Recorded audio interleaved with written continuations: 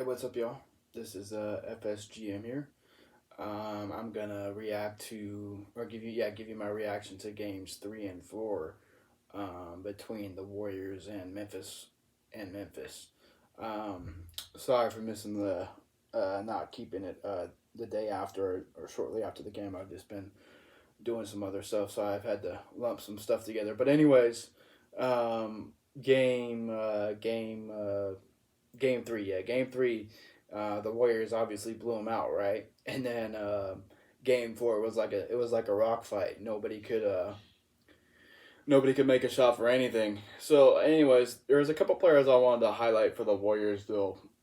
Specifically, Otto Porter Jr. He really saved our bacon in game 4 and 3 with his shooting. Right, we talked about this before, where I mentioned it that role players play better at home, and you could see that was the case for the Warriors. It just seemed like their bench was more productive, but specifically in game 4, without Otto Porter's shooting ability, we wouldn't have won that game. I know Steph had a crazy fourth quarter, and he saved our bacon down the stretch. But trust me, if Otto Porter didn't shoot the ball very well in game 4, we wouldn't have won like we did. And also, I'd like to highlight Andrew Wiggins. He's just he just he's just one of those guys, kind of like Kevon Looney, right? Where they're both kind of unappreciated, but man, they both do the dirty work, that was the case for Wiggins in games 3 and 4. And he just did all the little things, all the dirty work, to get the job done. And as I said, these games are kind of lumping together. But there was one play where he just dunked. Yeah, it was game 3 where he just went up for a monster dunk. And I tell you, when Andrew Wiggins plays with aggressiveness and just lets loose, lets it all hang out there and loose. He takes the Warriors to another level. I'm hoping that's the case tonight. In game 5, obviously the Warriors will play later tonight in Memphis, and hopefully they can get the job done and get a couple days off. I'm hoping that Dallas can push it, win tomorrow, and then push it to a game 6. I think because Phoenix now leads 3 games to 2, so I'm hoping that Dallas can win tomorrow and push it to a game 7. But yeah, I hope get a little bit back on track. The Warriors, I think tonight. Look, like I said in game 4, it was just a pure rock fight. Like I said, it was it was just unreal. They couldn't make anything. There was no flow. I mean, it was a Memphis style of game, right? Just especially without Ja, it was just play defense, no flow on offense. Just gritty, playoff basketball, and it was really strange. They just couldn't make a shot. There was a few questionable shot selections, but really, again, to be repetitive, they just couldn't make any shots on both sides. But man, the Warriors, what's really starting to concern me even more now is the Splash Bros are just missing wide open jump shots, right? And so, my dad brought this up, and he might be right. Is that given Curry's and Clay's age, maybe it's like Chuck said, Charles Barkley. When you're at a certain age, you can't really bounce back.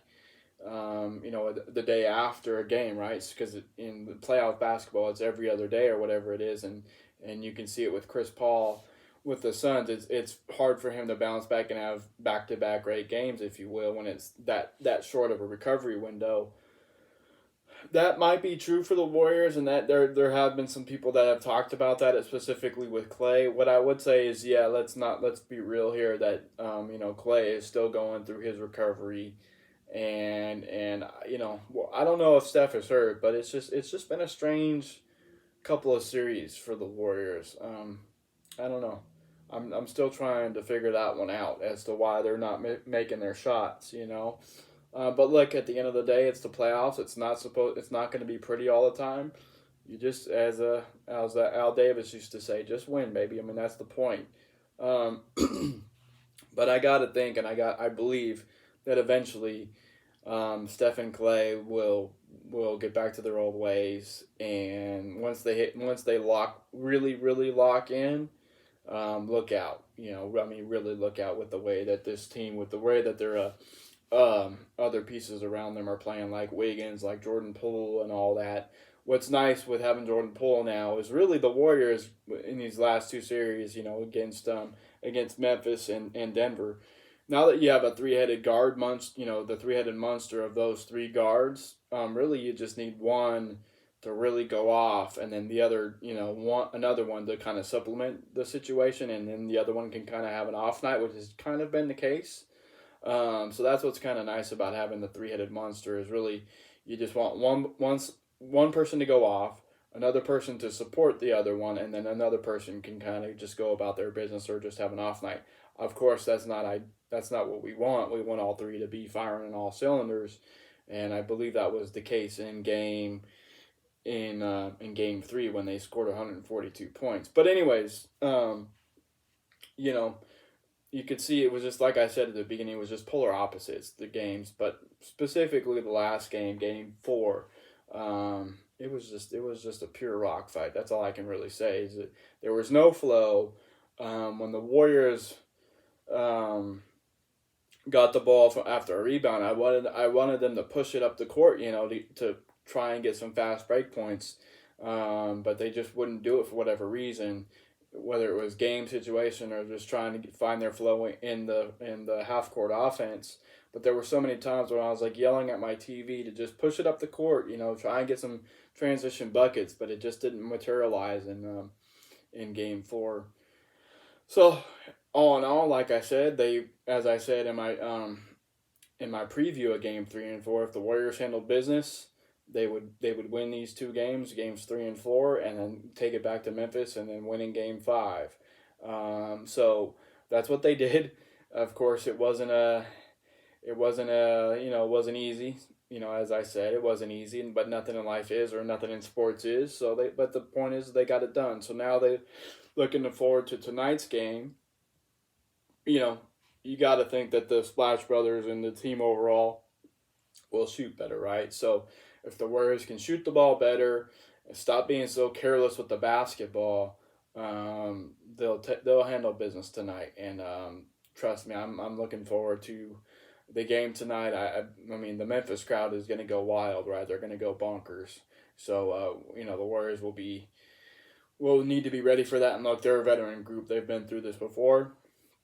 So, but it's just something to keep in mind. As always, when you're on the road, you want to be 10 points or less at halftime.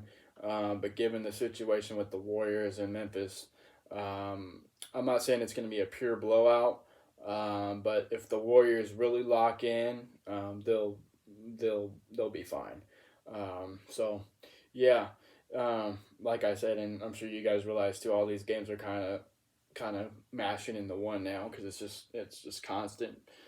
Every other day, but that's just the way these things go. So, just a quick overview of the playoffs. It's just been their opponents, right? Like Memphis has Ja, and Denver has Jokic, right? So it's just with their matchups, as you guys know, or for those of you who don't, NBA and all sports really, but in the NBA, it's really about the matchups. So it's just been interesting how Denver has, like I said, they have Jokic, one pure star. And then Memphis has one pure star in Ja, and the Warriors have and they started to do that before Ja got hurt, where it was just let the star get theirs, but then take care of everybody else, right?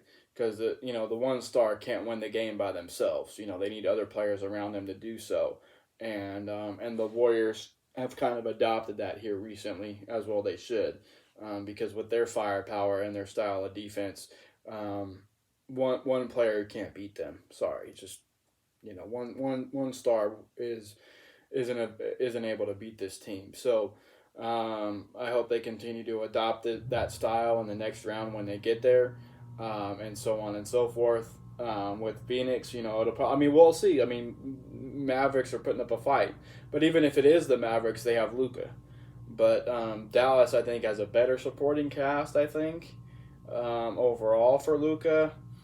So we'll see how that goes. I would still adopt the same style. Let Luka get his, but then take care of everybody else.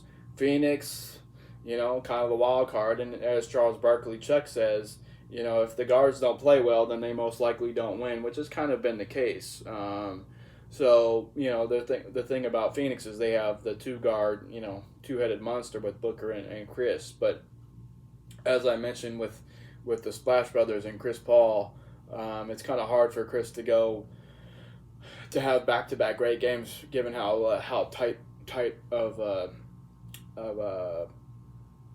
of a turnaround it is, or just the recovery time, right? So Chris has yet to have really back-to-back great games, but when you get to the conference finals, all bets are off. So it'll be interesting how the next round plays out in the matchup, but I'm kind of bouncing around today, like I said, but there's just so many topics, or talking about matchups and stuff, and these last two games, it's just it's been real interesting. So look, at the end of the day, like I said, the Warriors won both games as they should have.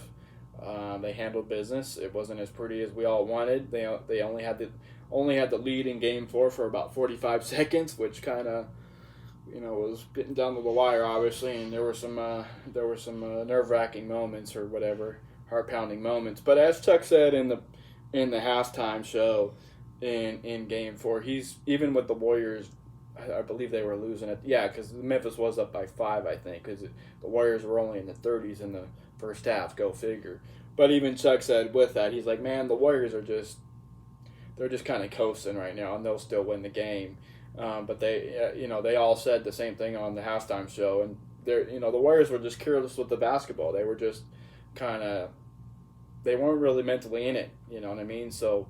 They were just kind of toying with Memphis a little bit. So it's not something that I like, but I understand it. It's just the way these things go sometimes. So like I said, I'm really looking into the Warriors' focus level tonight and seeing if they really want to handle business from a mental standpoint and really put these boys away from put these boys from Memphis away. So I'm really looking forward to that, and I'm looking to see what style of offense do they want to run? Meaning, are they just going to, chuck up threes just because, or are they really going to try and run their offense and cut back door and get threes within their system? When they get threes within their system, they're a different ball club. But when they just want to, mess around and just chuck up threes, that's when they can get themselves in trouble. So I'll be keeping an eye on that. And I meant to mention this earlier, but my heart goes out to the Michigan State basketball family and Draymond Green. He lost one of his teammates from college. The reports are that his teammate was murdered in Florida, and that's just gut wrenching. And my heart goes out to, like I said, Michigan State basketball. That family and Draymond himself. It's terrible. The young man, I believe, he was around my age. He's in his 30s, so that's hard to believe. But man, life is short sometimes. Tip of the cap to Draymond, for having the mental fortitude, or just able to just play after something like that. Just says a lot about Draymond as a person and as a basketball player. So like I said, my heart goes out to Draymond, and that could have been part of the reason why they were kind of lackadaisical. Not only did Draymond lose his close friend, but then Steve Kerr still has COVID, and they found out like an hour or so, or whatever it was, before the game. So Mike Brown had to get into that head coaching role real fast, and then so you got Steve with COVID, and then you had Draymond's buddy, with the unfortunate murder of his buddy. So that's a lot to handle, on the day of the game, or within a short hour and a half to 2 hour window before a game. But like I said, at the end of the day, given all that, this is a veteran group, and they got it done. So my tip of the cap to the boys. But let's go handle these boys tonight, and let's get some rest. So that has been my reaction to the Warriors winning Game 3 and 4, with a few other topics as well. As I said, this has been FSGM, and I will be talking to you guys soon.